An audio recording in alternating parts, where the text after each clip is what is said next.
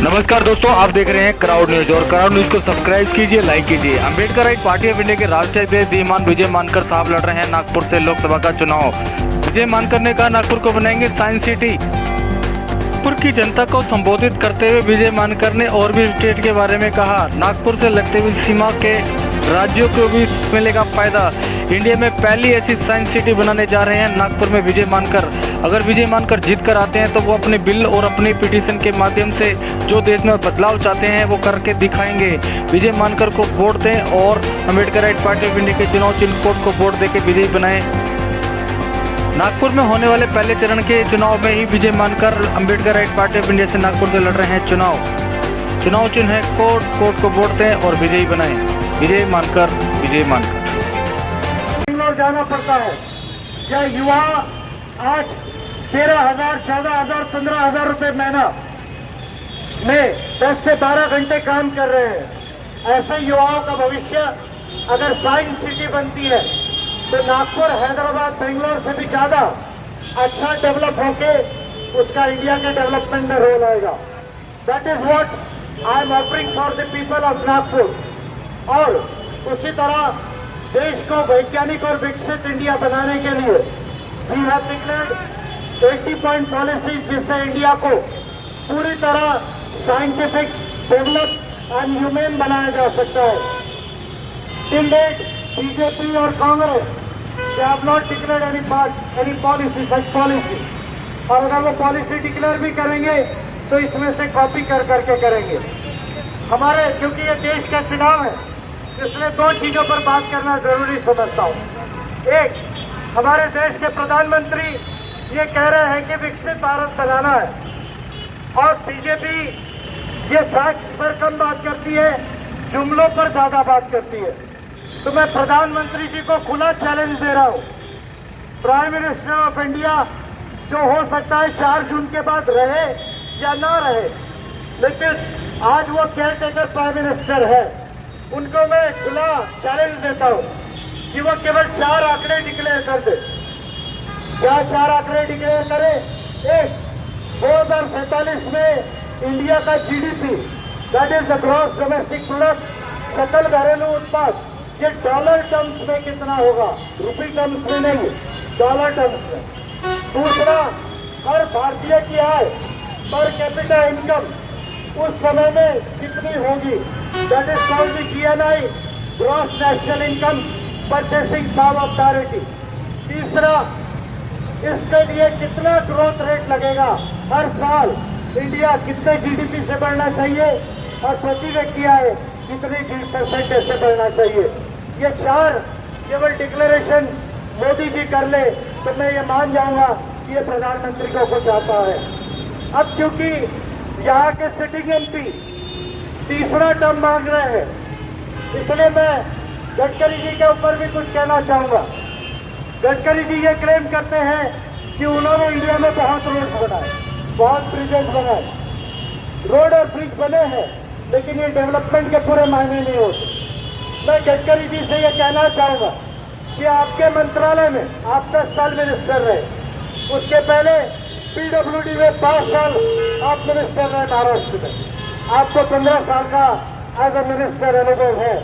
उसके बावजूद आपके मंत्रालय की वजह से इंडिया को 9 लाख करोड़ से 15 लाख करोड़ रुपए का हर साल नुकसान हो रहा है, क्योंकि इंडिया के रोड का जो डिजाइन है उस पर 460 लोग हर दिन मर रहे हैं। रोड क्वालिटी इंडेक्स में इंडिया 48 रैंक पर है। और जो प्रधानमंत्री जी ये कहते थे कि मैं न खाऊंगा न खाने दूंगा, मैं न खाऊंगा न खाने दूंगा, मैं न खाऊंगा न खाने दूंगा, तो वही बीजेपी ने, वही प्रधानमंत्री के पार्टी को 6,000 करोड़ रुपया इलेक्टोरल बॉन्ड से वेरियस कंपनी ने दिया, जिनको इन्होंने कॉन्ट्रैक्ट दिया, उससे डोनेशन लिया। इस इलेक्टोरल बॉन्ड के डोनेशन को सुप्रीम कोर्ट ऑफ इंडिया ने इलीगल जो है वो घोषित किया। 6,000 करोड़ रुपया बीजेपी को इलेक्टोरल बॉन्ड से मिला।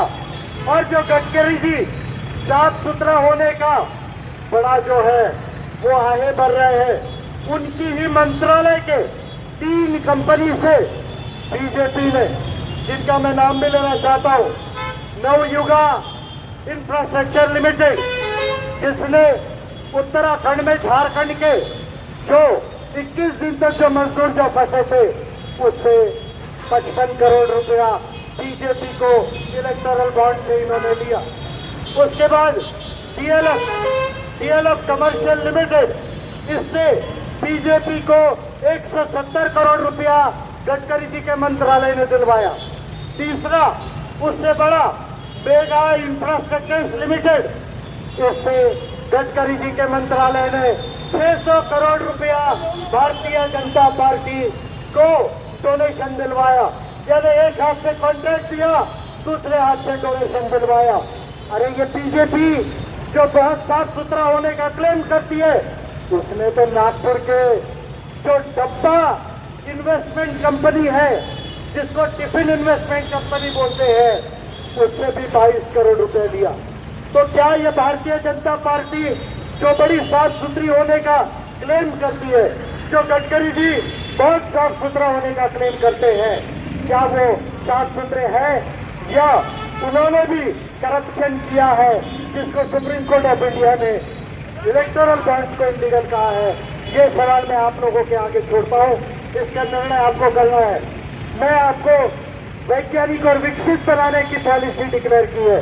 अगर मैं संसद में जाता हूँ तो नागपुर को साइंस सिटी बनाऊंगा और पूरे देश को विज्ञान, ज्ञान विज्ञान और मानवता का दिशा दिखा के इंडिया को 10 से 15 सालों में हम चाइना के बराबर, अमेरिका के बराबर कैसे ला सकते हैं, ये पॉलिसीज को जो है ऑलरेडी हमने डिक्लेयर की है, संसद में जाके काम करूंगा।